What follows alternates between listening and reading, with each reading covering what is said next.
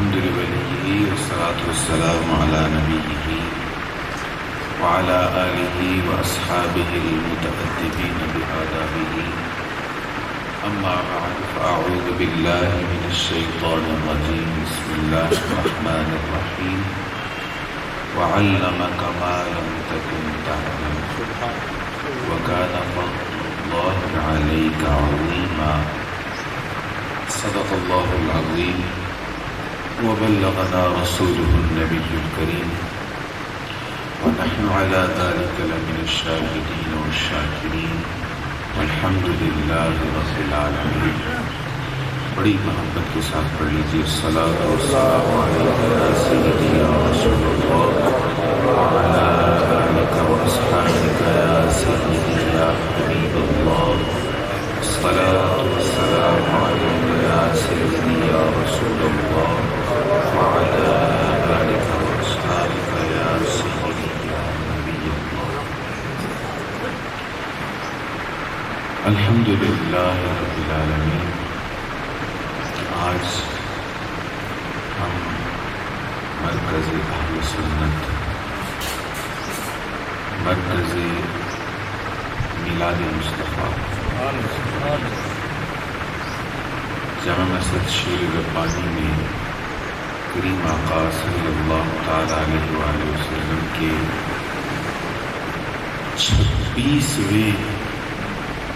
26 سالہ میلاد کی 11ویں تقریب میں حضرت 12ویں تقریب میں الحمدللہ. اللہ کریم ہمارے شاہ جی کو سلامت باقرامت رکھے، ان کے فیض و برکات جاری و ساری ہیں. انہوں نے جو خدمت دین کے فروغ عشق مصطفیٰ کے نئے انداز جاری فرمائے ہیں، اللہ کریم اس کو قیامت تک جاری و ساری رکھے اور ہمیں خود اکتساب فیض کی توفیق عطا فرمائے. مجھے ہر سال ہی حکم ہوتا ہے، نعت شریف کا بھی بیان کے ساتھ ساتھ نعت شریف کا بھی حکم ہوتا ہے. تو اس بار میں نے سوچا کہ میں نعت شریف آخر پہ پڑھ لوں گا. کچھ گلا بھی صحیح نہیں ہے تو بیان کرتے کرتے گلا بھی انشاءاللہ شاہ صاحب کی صحبت کی برکت سے ٹھیک ہو جائے گا. عنوان ہے آج کا، خدا نے کیا تجھ کو آگاہ سب سے، دو عالم میں جو کچھ خفی و جلی ہے. کوئی خفی ہے، جلی ہے، چھوٹی چیز ہے، بڑی چیز ہے، ظاہر ہے، پوشیدہ ہے، اللہ نے اپنے حبیب کو سب سے آگاہ فرما دیا ہے. اور اسی بات کو آگے جا کر اعلیٰ حضرت یوں لکھتے ہیں، کروں عرض کیا تجھ کو اے عالم السر، اے رازوں کو جاننے والے، آپ کی بارگاہ میں کیا عرض کروں، آپ کو کیا اپنا دکھ بتاؤں. آپ ہر راز ہر بات پہلے سے جانتے ہیں. اور سیدی اعلیٰ حضرت نے حضور کی بارگاہ کے سائلوں کو یہ سبق دیا ہے، درس دیا ہے کہ یہاں جب آ جاؤ نا، اب ساری باتیں بتانے کی ضرورت نہیں ہے، بس چولی پھیلا کے بیٹھ جاؤ، حضور کو سب پتہ ہے.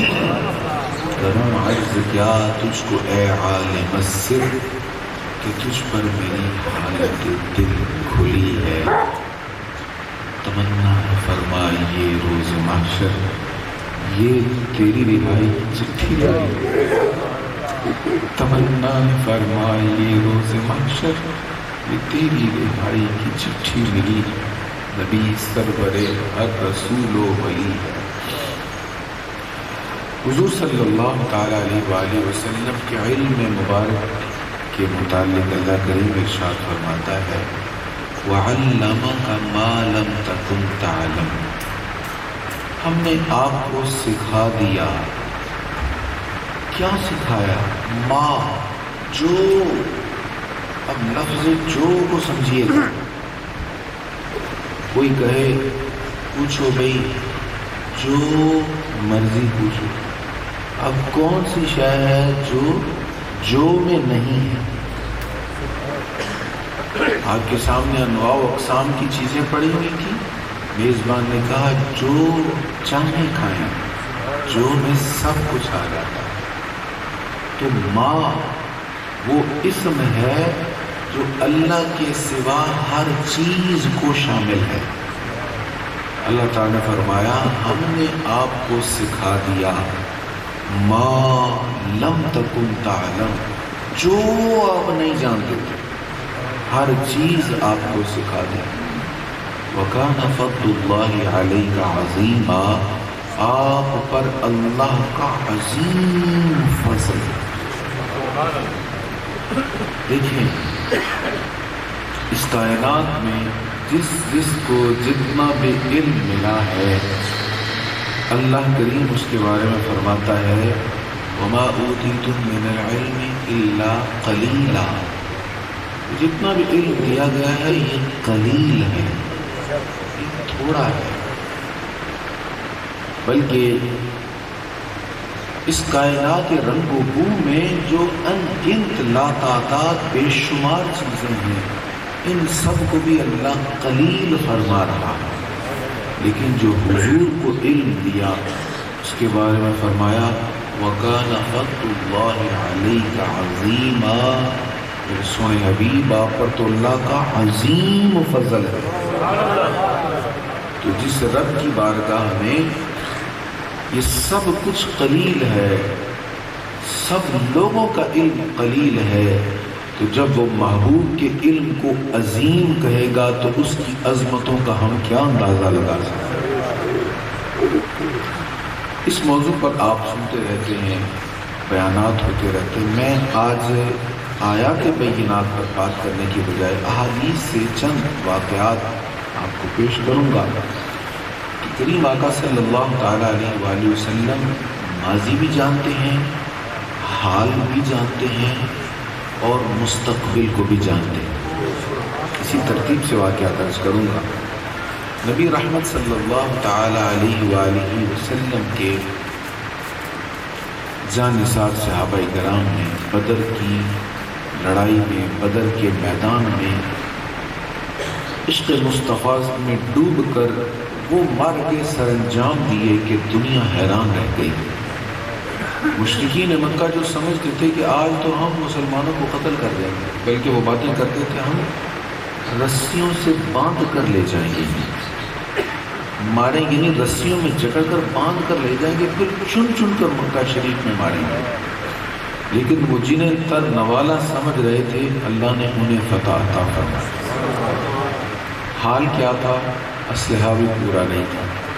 حفیظ جلندری نے بڑا خوبصورت نقشہ کھینچا ہے۔ تھے ان کے پاس 2 گھوڑے 6 زرہیں 8 شمشیریں، بدلنے آئے تھے جو لوگ دنیا بھر کی تقدیریں، نہ تیغ و تیر پر تکیا، نہ خنجر پر نہ بھالے پر، بھروسہ تھا تو ایک سادہ سی کالی کملی والے پر۔ یہ لشکر ساری دنیا سے انوکھا تھا، نرالا تھا، اس لشکر کا افسر ایک کالی کملی والا تھا۔ بڑے بڑے کفار مارے گئے، بڑے بڑے سردار مارے گئے، مشرکین ذلیل و خوار ہو گئے، رسوا ہو گئے۔ حال یہ ہو گیا کہ مکہ شریف میں واپس جا کر اب ہر کوئی یہی رونا روتا ہے، کیا ہو گیا ہمارے ساتھ، ہم تو لٹ گئے، ہماری تو پورے عرب میں عزت کا جنازہ نکل گیا، لوگ ہمارے بارے میں کیسے کیسے تبصرے کر رہے ہیں۔ ایسے ہی 2 کافر کعبہ شریف کے قریب حجر اسود کے پاس بیٹھے ہوئے ہیں، ایک کا نام ہے صفوان، ایک کا نام ہے عمیر۔ صفوان کہنے لگا اب تو سر اٹھا کے جینے کے لائق نہیں رہے ہم، عمیر کہنے لگا مجھ پر قرضہ بہت زیادہ ہے اور میرے علاوہ میری فیملی کا معاملہ چل نہیں سکتا، ان کا معاشی نظام چل نہیں سکتا اور کوئی کمانے والا نہیں ہے. میری یہ دو مجبوریاں اگر نہ ہوتی تو میں سیدھا جاتا مسلمانوں کے نبی کو قتل کر دیتا. صفوان کہنے لگا کیا تو ایسا کر سکتا ہے؟ صفوان کا باپ بدر میں قتل ہوا تھا اور عمیر کا بیٹا بدر کی لڑائی میں قید ہوا تھا اور ابھی تک مدینہ منورہ میں قید تھا. صفوان کہنے لگا ایسا کر سکتا ہے تو مسلمانوں کے نبی کو قتل کر سکتا ہے؟ عمیر کہنے لگا کیوں نہیں، میرے لیے مشکل نہیں ہے. صفوان نے کہا اچھا پھر ایسا کر، تیرا سارا قرضہ میرے ذمہ، میں تیرا قرض بھی ادا کرتا ہوں اور اگر تو مارا گیا تو تیرے بچوں کی ساری ذمہ داری زندگی بھر میں اٹھاؤں گا. یہ میرا تجھ سے پرومس ہو گیا، وعدہ ہو گیا. تو جا کے مسلمانوں کے نبی کو قتل کر دے. تیاری کی اس نے، عمیر نے، وعدہ ہو گیا. چلا، تلوار ساتھ لی اور منزلوں پہ منزلیں مارتا مارتا مدینہ طیبہ پہنچ گیا. مسجد نبوی کے باہر پہنچا اور سیدھا اندر حضور کی بارگاہ میں چلا گیا. تلوار گلے میں لٹکی ہوئی ہے. فاروق اعظم دیکھ رہے ہیں یہ تو دشمن ہے، کافر ہے، مشرک مکہ شریف کا، اور تلوار ساتھ لے کر آ رہا ہے. چونک گئے، لیکن ان کے پہنچنے سے پہلے یہ حضور تک پہنچ گیا. اب موقع نہیں ملا کہ ڈائریکٹ حملہ کر دے، تو موقع کی طاق میں حضور سے گفتگو کرنے لگ گیا. سرکار کریم علیہ السلام نے فرمایا عمیر کدھر آیا؟ بس جی میرا بیٹا آپ کے پاس قید ہے، اس کو چھڑانے کے لیے آیا ہوں، اس کا فدیہ دے کر اپنے بیٹے کو چھڑانا ہے. نبی پاک صلی اللہ تعالی علیہ وآلہ وسلم نے فرمایا عمیر جو قیدی کو چھڑانے کے لیے آتا ہے اس کے گلے میں تلوار نہیں ہوتی، فدیے کا مال ہوتا ہے. تیرے گلے میں تلوار ہے. بس جی ان تلواروں نے ہمیں پہلے کیا فائدہ دیا؟ بدر کی لڑائی میں کون سی ہماری عزت بچی؟ یہ تلواریں ہمیں رسوا کر گئی. یہ تو ویسے میں بھول گیا، سواری پہ کے سامان میں رکھ کر آنا تھا، جلدی میں بھول گیا اور گلے میں لے آیا. حضور علیہ السلام نے فرمایا اور تو کوئی بات نہیں، بیٹے کو چھڑانے ہی آئے؟ جی جی جناب کوئی بات ہی نہیں ہے. سرکار نے فرمایا اچھا وہ حجر اسود کے قریب ایک بندے کے ساتھ کیا بات ہوئی تھی؟ کون سا بندہ تھی؟ میری کیا بات ہونی؟ حضور نے فرمایا وہی کہ مجھ پر قرضہ بڑا ہے، بال بچوں کو دیکھنے والا کوئی نہیں ہے، اور وہ جو دوسرا تھا وہ صفوان تھا، وہ تجھے کہہ رہا تھا تیرا قرضہ بھی ادا کر دوں گا، تیرے بچوں کو بھی دیکھ لوں گا. وہ کیا باتیں ہو رہی تھی؟ اب عمیر سوچ میں پڑ گیا کہ صفوان ایسا بندہ نہیں ہے کہ میری جو اس کے ساتھ بات ہوئی اس کو لیک کر دے، اور میری کسی تیسرے سے بات بھی نہیں ہوئی اور ہم دونوں کے بیچ کوئی تیسرا تھا بھی نہیں. اب اس کے دماغ کا کمپیوٹر تیزی سے چلنے لگا، ان کو پتہ کیسے چلا؟ سوچتے سوچتے اب حضور اس سے پوچھ رہے ہیں عمیر بتا نا وہ کیا بات ہوئی تھی حجر اسود کے قریب؟ اب بات بتانے کی بجائے کہنے لگا وہ جی وہ میں جی وہ میں، یہ اس کی زبان یہاں پر اٹک گئی، الفاظ ادا نہیں ہو رہے. پھر خاموش ہو گیا، ٹھنڈی سانس لی اور کہنے لگا اشہد ان لا الہ الا اللہ واشہد ان محمد رسول اللہ صلی اللہ علیہ وسلم. یہ ہے خدا نے کیا تجھ کو آگاہ سب سے، دو عالم میں جو کچھ خفی و جلی ہے. یہ ماضی کی خبر تھی جو سرکار صلی اللہ تعالی علیہ وآلہ وسلم نے عطا فرمائی. اسی طرح بدر کی لڑائی میں حضور کے چچا حضرت عباس گرفتار ہوئے، ان کو مجبوراً آنا پڑ گیا تھا مشرکین کے ساتھ. سرکار علیہ السلام نے کہا چاچا آپ آ تو گئے ہو، قیدی تو بن گئے، تو فدیہ ادا کریں تو پھر آپ کو چھوڑ دیا جائے گا. کہنے لگا بھتیجے میرے پاس تو کچھ نہیں ہے، جو تھا وہ سب دے چکا ہوں. حضور نے فرمایا اچھا وہ آنے سے پہلے ام الفضل کو جو سونا پکڑا کے آئے تھے اس کے بارے میں کیا کہتے ہیں؟ نعرہ تکبیر،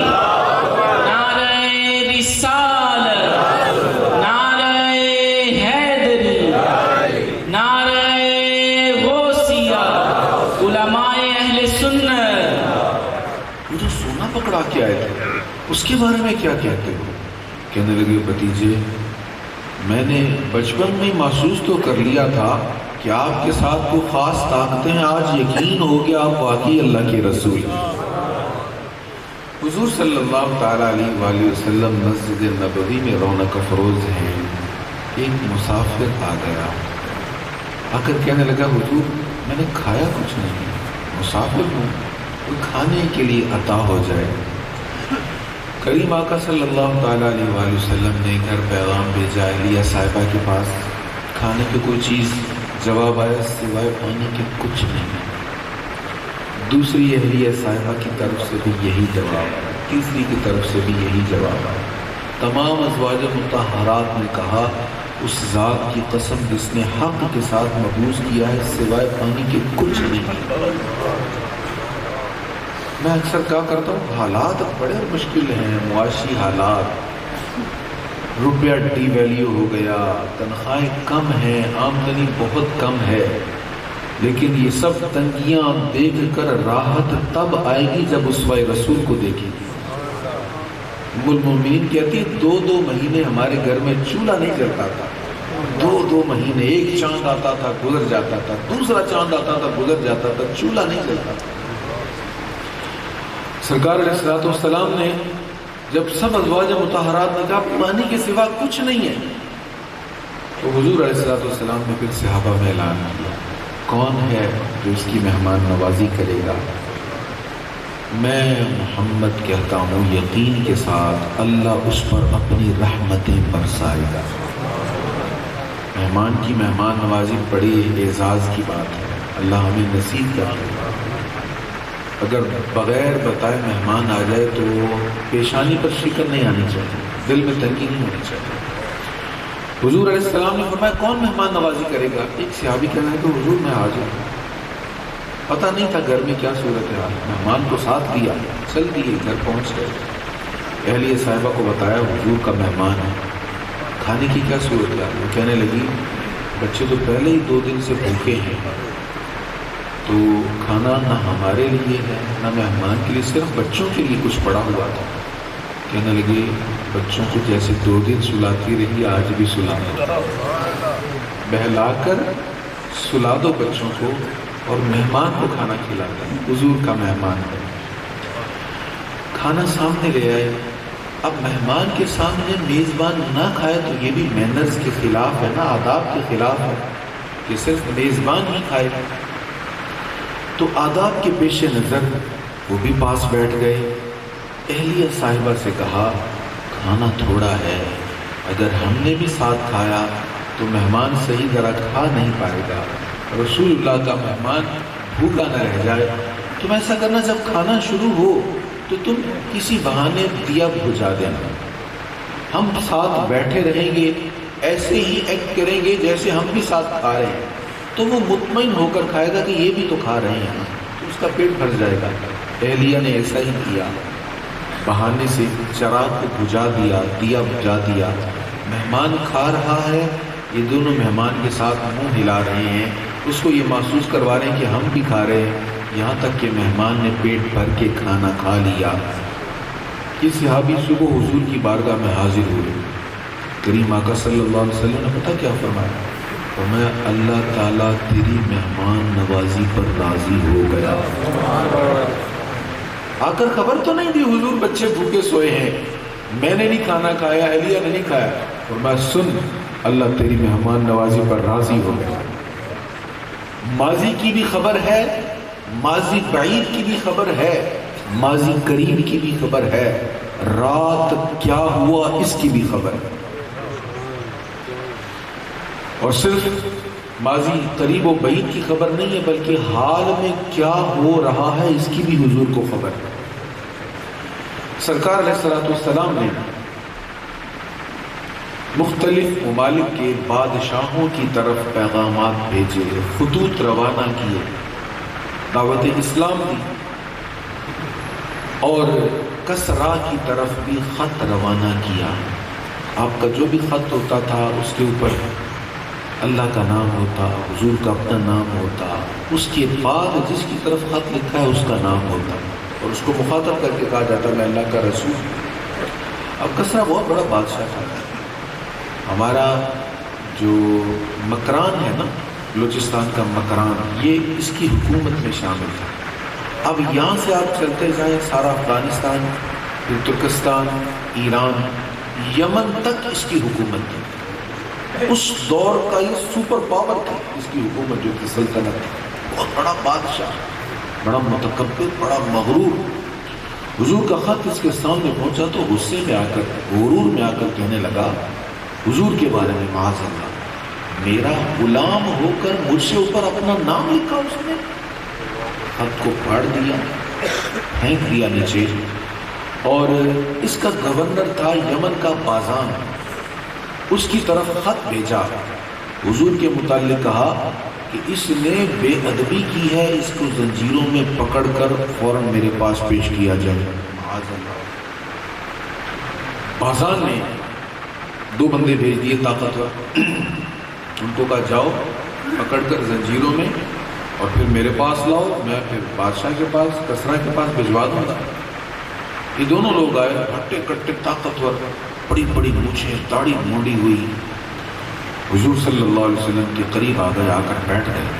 سرکار نے چہرہ دیکھا تو حضور علیہ السلام نے ناگواری سے چہرہ دوسری طرف کر دیا.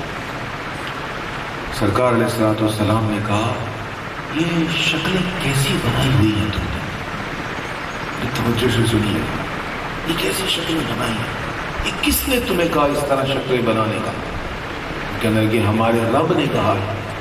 وہ اپنے بادشاہ کو رب کہتے تھے. ہمارے رب نے کہا ہے. حضور نے فرمایا لیکن میرے رب نے تو داڑھی بڑھانے اور مونچھیں پست رکھنے کا کہا ہے. جتنی دیر بیٹھے رہے حضور علیہ السلام متوجہ ہو کر ان کی طرف رخ نہیں کیا. اس قدر ناگواری. آگے بعد میں چلتے اتنے حصے پر غور کر دی تھی. خبر میں رسول اللہ نے کام آنا. کل قیامت کے دن جب سبھی کہہ رہے ہوں گے نا یہ سب علاقہ نہیں، صرف حضور شفاعت کریں گے. حضور کہیں گے انا لہا، اس کام کے لیے میں ہوں. اگر ہماری شکل دیکھ کر حضور نے ناگواری کا اظہار کر دیا تو بتائیں کس کے پاس جائیں گے؟ اپنا دکھڑا کس کو سنائیں گے؟ حال دل کس سے عرض کریں گے؟ اور کون پھر ہماری سفارش کرے گا؟ اللہ ہمیں حضور کی محبت نصیب کر دے. ہمیں ایسا بنا دے کہ دور سے دیکھ کر لوگ پہچان لیں حضور کا غلام آ رہا ہے. سرکار علیہ السلام کو انہوں نے کہا ہم آپ کو لینے کے لیے آئے ہیں، اگر آپ ساتھ نہیں جائیں گے تو بازان لشکر تیار کرے گا اور آپ کی اس بستی پر، یثرب پر حملہ ہوگا اور سب لوگوں کو قتل کر دیا جائے گا، کوئی بچے گا نہیں، لہٰذا آپ گرفتاری دے دیں. حضور علیہ السلام نے فرمایا صبح آنا. صبح پھر آگے گرفتار کرنے کے لیے. کریم آقا صلی اللہ علیہ وسلم نے پوچھا ہاں کیا کہتے ہیں؟ جی آپ کو گرفتار کرنے آئے ہیں، آپ نے بادشاہ کی بے ادبی کی ہے، ہمارے رب کی توہین کی ہے. کریم آقا صلی اللہ علیہ وسلم نے فرمایا تمہارے رب نے بہت بڑے بڑے بول بولے ہیں، میرا رب اس پر ناراض ہوا ہے، میرے رب نے تمہارے رب کو قتل کر دیا ہے. اس وقت کسرا کی گردن کٹ چکی ہے، لہو کے قطرے رس رہے ہیں. کہاں وہ کسرا میں ہے؟ ایران میں ہے، اور حضور مدینہ طیبہ میں ہیں، اور فرما رہے ہیں اس وقت اس کی کٹی گردن سے لہو کے قطرے زمین پر ٹپک رہے ہیں. یہ دونوں بڑے پریشان ہوئے، یہ کیا کہہ رہے ہیں؟ بازان کے پاس آئے یمن، کہا محمد نے تو ایسے ایسے کہا صلی اللہ علیہ وسلم. بازان کہنے لگا یہ کلام کسی عام انسان کا ہو نہیں سکتا جو انہوں نے کہا. انتظار کرو میں معلومات کرواتا ہوں. ابھی یہ باتیں ہو رہی تھی کہ ایران سے خط آتا ہے کسرا کے بیٹے کا کہ میری اطاعت کر لو، میں نے اپنے باپ کو اپنے ہاتھوں سے قتل کر دیا ہے. بازان کہنے لگا اشہد ان لا الہ الا اللہ واشہد ان محمد رسول اللہ. صرف بازان ہی مسلمان نہیں ہوا بلکہ یمن سے بہت سارے لوگ آئے، کریم آقا کی بارگاہ میں حاضر ہو کر کلمہ پڑھ کے مسلمان. یہ ہے حال کی خبر. اس وقت دنیا کے کس خطے میں کیا ہو رہا ہے سب حضور کے سامنے ہے. اللہ کریم نے یہ علم مصطفیٰ میں شامل فرما دیا۔ حضور صلی اللہ تعالیٰ علیہ وآلہ وسلم مدینہ منورہ میں جب تشریف لائے، ابھی کوئی باقاعدہ جنگ نہیں ہوئی تھی کفار کے ساتھ، ابھی بدر کی لڑائی نہیں ہوئی تھی۔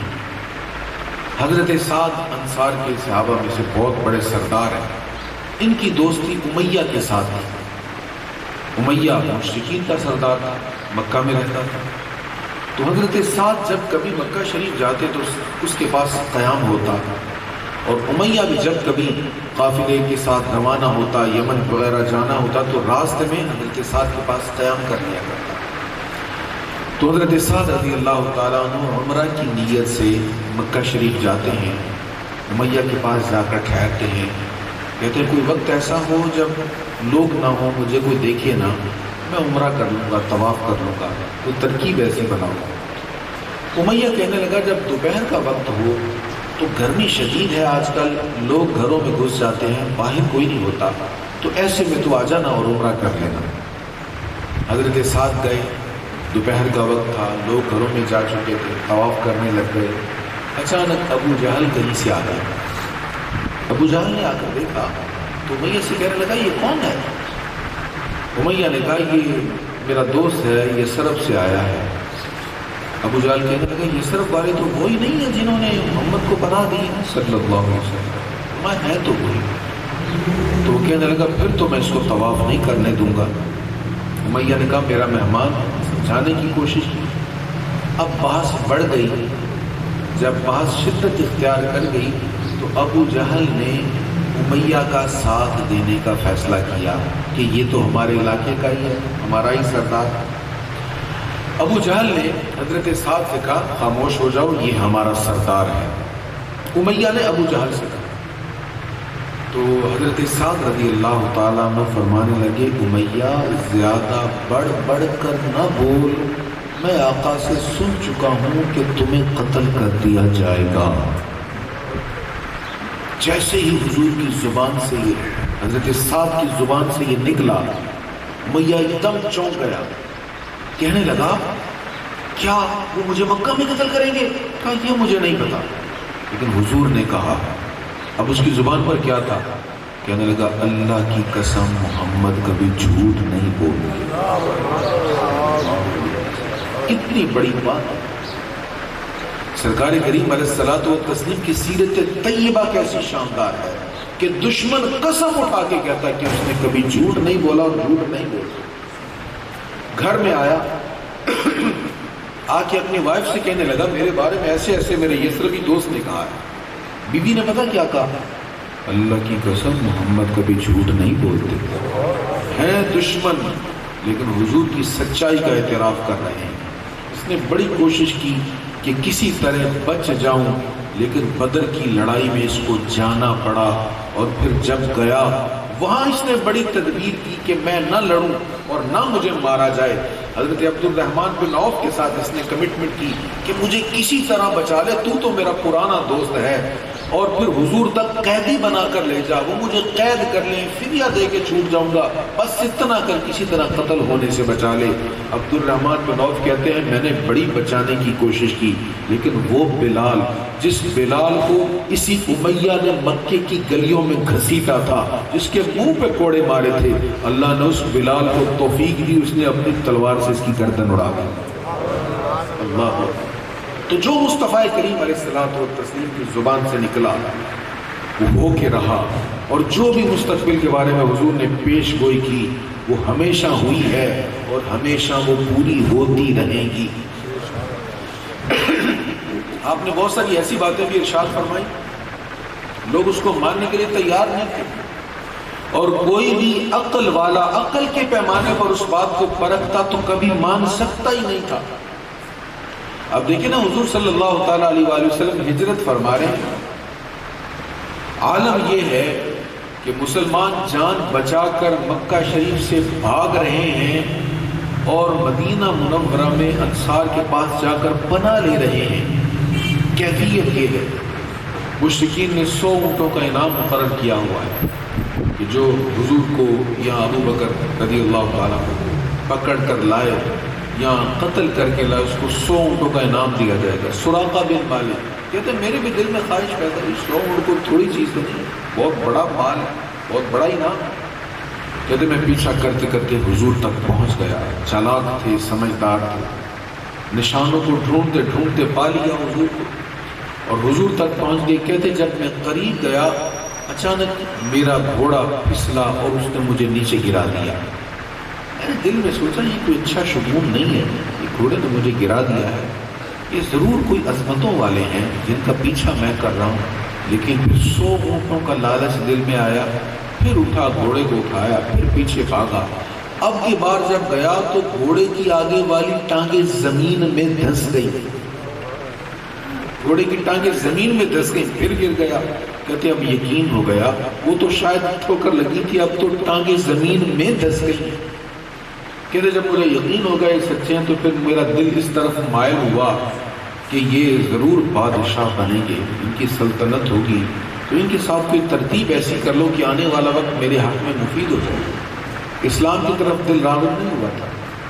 پاس آیا، آ کر کہنے لگے جی میں آیا تو حملے کے لیے تھا لیکن اب کوئی حملہ نہیں کروں گا پر بس ایسا کریں مجھے امان لکھ دے کہ جب کبھی آپ کی حکومت ہو تو مجھے امان ملے، مجھے قتل نہ کیا جائے۔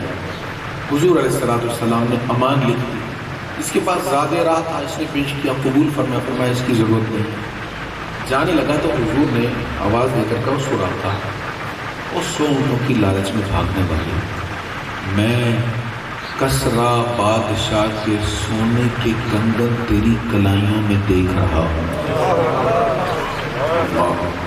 کہاں سپر پاور، اتنا بڑا بادشاہ جس کی افواج کی تعداد لاکھوں میں ہے، اور اس کے سونے کے کنگن، اور کہہ کون رہا ہے جو ہجرت کر کے مدینہ طیبہ اپنا وطن چھوڑ کر جا رہے ہیں۔ یہ کسرا کو حضور علیہ السلام نے حضرت سراقہ کو فرمایا، سرکار تشریف لے گئے۔ سراقہ کہتے ہیں وقت بیتتا گیا، 8 سال کا زمانہ بیت گیا، اور پھر اور وقت بیت گیا، اور پھر مکہ شریف فتح ہو گیا، اور حضور حنین بھی فتح کر چکے۔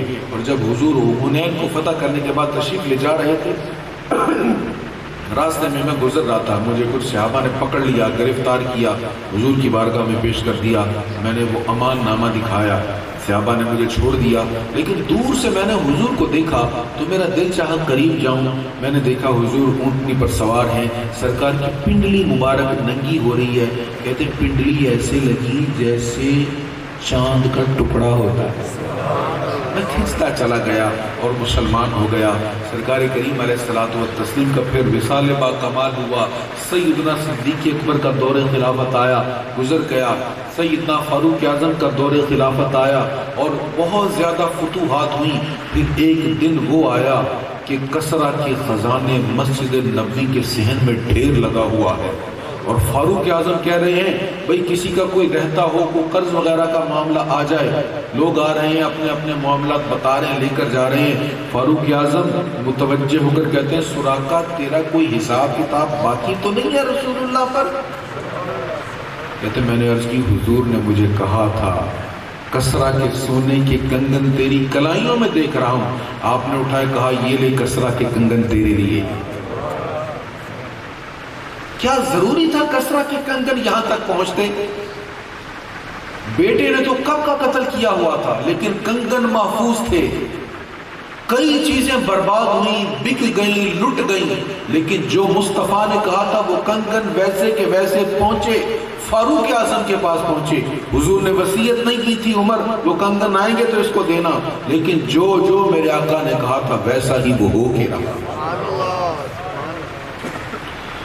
نبی پاک صلی اللہ تعالیٰ علیہ وآلہ وسلم جب تبوک کے لیے تشریف لے جا رہے تھے، اب یہ بڑا سختی والا مرحلہ تھا، اس کو جیش العسرت کہا جاتا ہے۔ غربت تھی، سواریاں پوری نہیں ہیں، اور گرمی شدید ہے، اور بہت سارے لوگ رہ گئے، منافقین وغیرہ بھاگ گئے بہانے سے۔ سفر بڑا طویل تھا، موسم گرمی کا تھا۔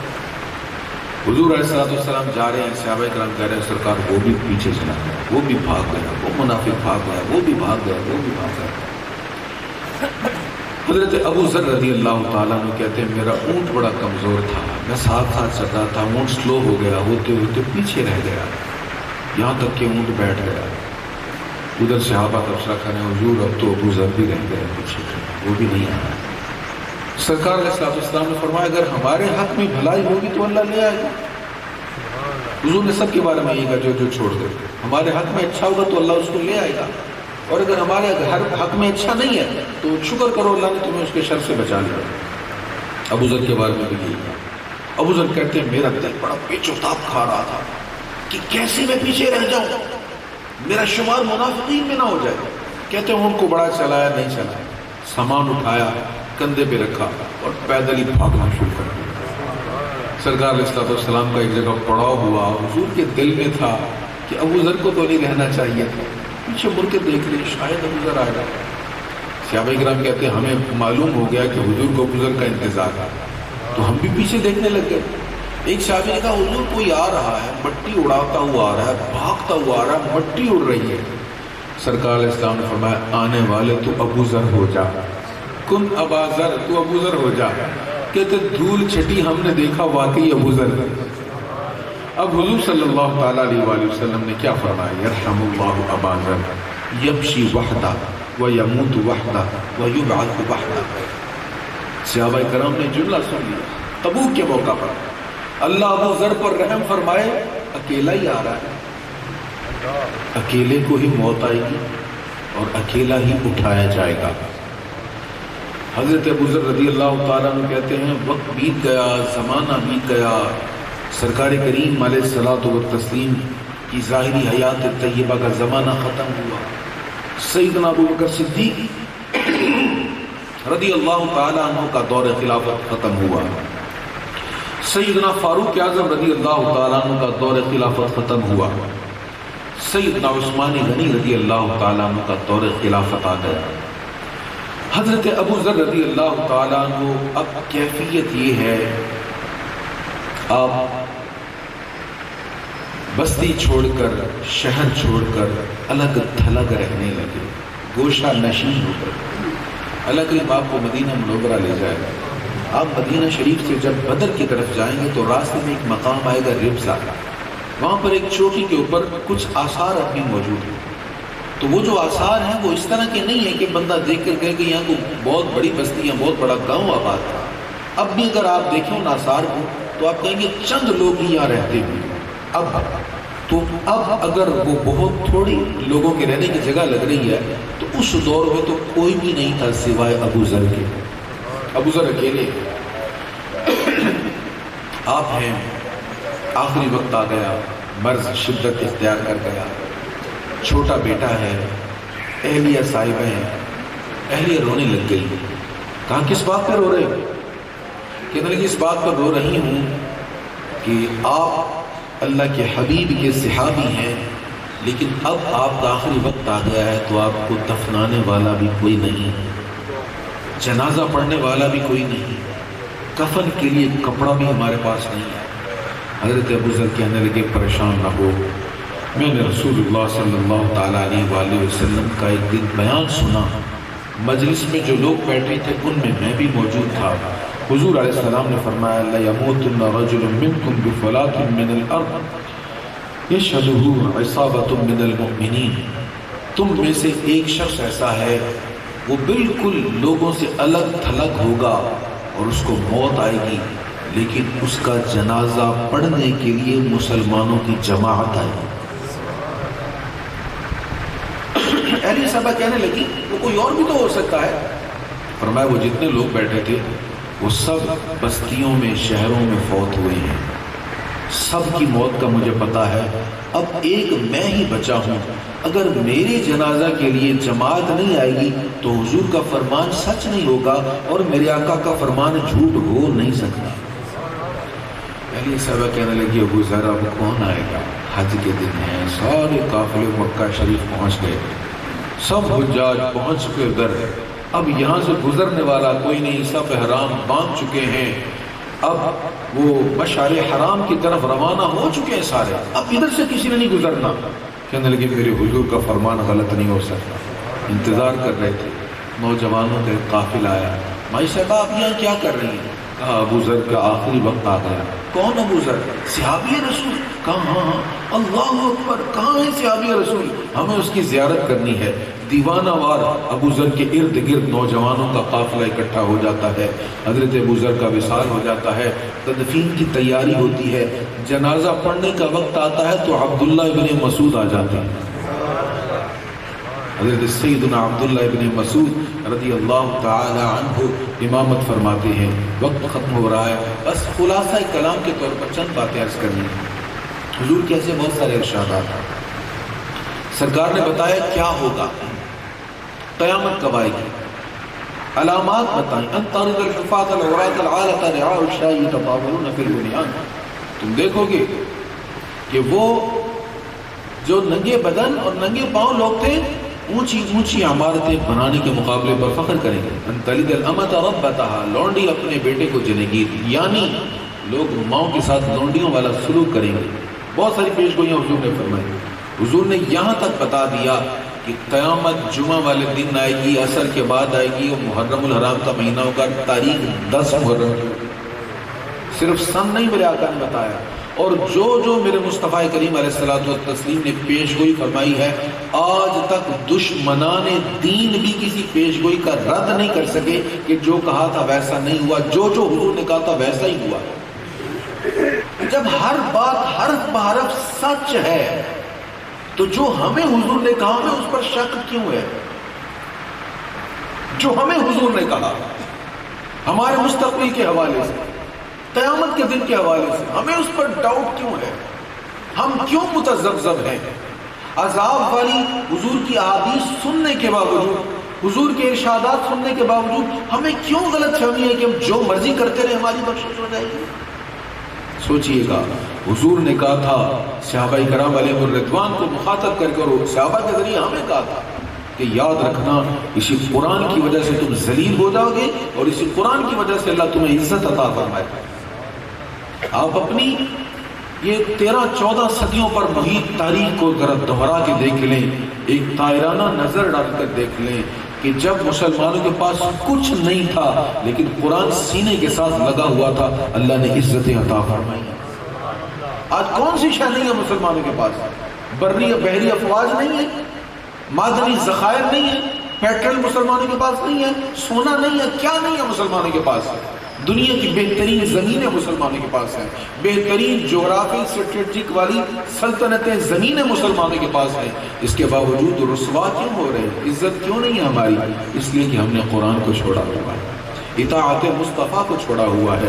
کریم آقا صلی اللہ تعالیٰ علیہ وآلہ وسلم نے جو ہماری ترقی، ہمارے عروج کے حوالے سے پیش گوئیاں فرمائی، جو ہمارے زوال کے حوالے سے پیش گوئیاں فرمائی، خدا کی قسم جیسے باقی پیش گوئیاں سچی ہیں، حضور کی یہ پیش گوئیاں بھی حرف برف سچ ہیں.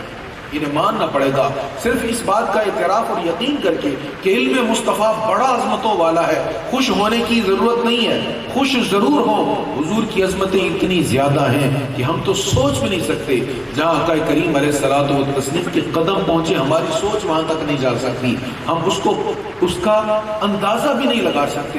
لیکن یہاں پر ہمارے لیے عملی پہلو یہ ہے کہ جو حضور نے کہا اس پر یقین کرتے ہوئے ہم اپنی عملی زندگی کو بھی بہتر بنائیں اور سرکار کریم علیہ الصلوۃ والتسلیم کے ساتھ اپنا ناطہ، اپنا تعلق بہتر کریں. اللہ ہمیں اس کی توفیق نصیب فرمائے. وآخر دعوایا ان الحمد للہ رب العالمین.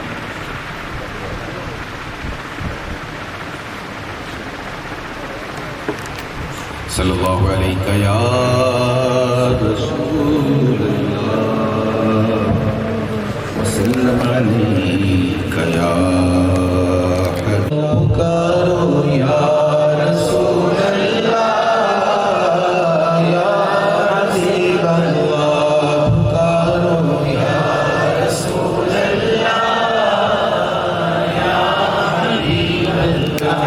تقریباً 10 منٹ یا اس سے کم کی حالت ہے، لیکن میں چاہوں گا آپ سبھی جھوم کر یا رسول اللہ کا نعرہ لگاتے رہیں. یا رسول اللہ رسول اللہ کے نعرے سے ہم کو پیار ہے، جس نے یہ نعرہ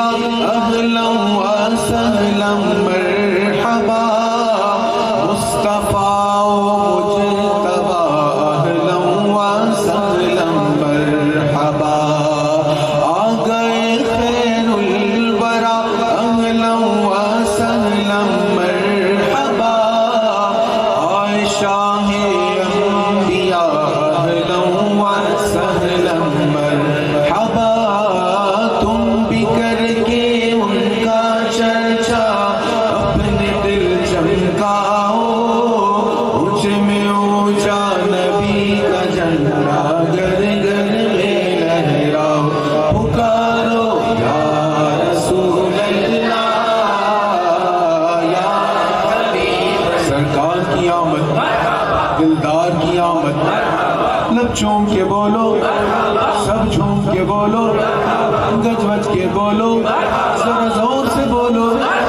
آ گئے خیر الورا اہلا و سہلا مرحبا مصطفیٰ و مجتبیٰ اہلا و سہلا مرحبا تم بھی کر کے ان کا چرچا اپنے دل چمکاؤ اونچ میں اونچا نبی کا جھنڈا گر گر میں لہراؤ پکارو یا رسول اللہ یا حبیب نور ہے زمانہ صبح شب ولادت پردہ اٹھا ہے کس کا صبح شب ولادت فصل بہار آئی شکل نگار آئی عالم نے رنگ بدلا صبح شب ولادت آئی نئی حکومت سکہ نیا چلے گا عالم نے رنگ بدلا صبح شب